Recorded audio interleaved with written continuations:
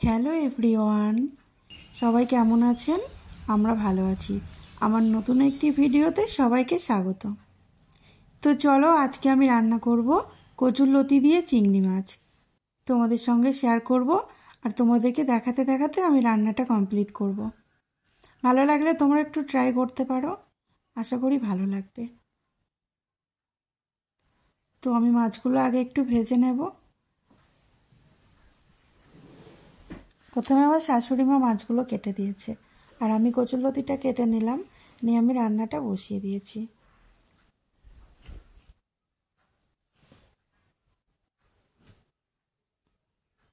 তো আমার মাছটা ভাজা হয়ে গেছে। এবার আমি এর মধ্যে একটু জিরে ফোড়ন দিলাম, এবার একটু শুকনো লঙ্কা আর একটু তেজপাতা দিয়ে দেব।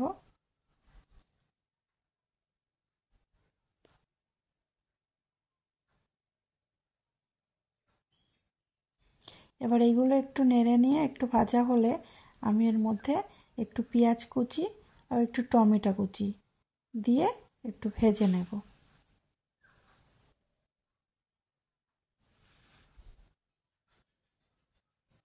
তো আমার এগুলো একটু ভাজা ভাজা হয়ে গেছে। এবার আমি এতে মিক্সড করব দুটো কটা কাঁচা লঙ্কা,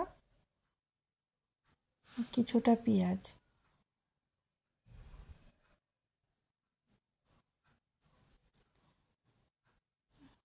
এবার ওতে একটু দিয়ে দিলাম টমেটো। কোনো মশলা দেব না, মশলা ছাড়াই আমি এভাবেই তরকারিটা রান্না করব।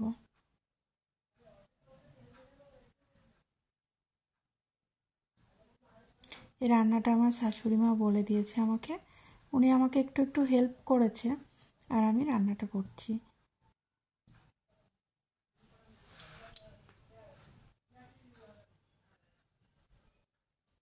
তো চলুন, আপনাদের সঙ্গে গল্প করতে করতে আমি চটপট রান্নাটা সেরে নিই।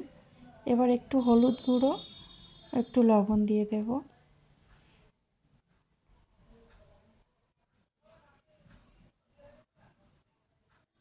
একটু নেড়ে নিয়ে এবার একটু ঢাকা দিয়ে দেব।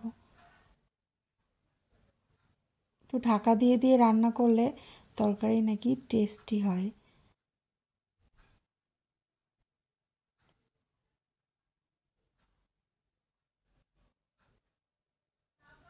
তো আমার লতিটা সিদ্ধ হয়ে এসছে।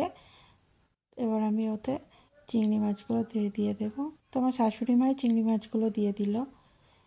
জানেন তো, উনুনেতে সেইভাবে রান্না করা হয় না, তো উনুনটা নতুনই বানানো হয়েছে। তো যাই হোক, বৃষ্টির জন্য মাটি ভেজা আছে, তার জন্য উনুনটা জ্বলতে একটু সমস্যা হচ্ছিল। তো হয়ে গেছে কোনো সমস্যা ছাড়াই। তো আমার মাছটা লতি দিয়ে কমপ্লিট হয়ে গেছে। দেখুন কেমন কালার এসছে। ভালো লাগলে একটু লাইক কমেন্ট করবেন প্লিজ। Thank you.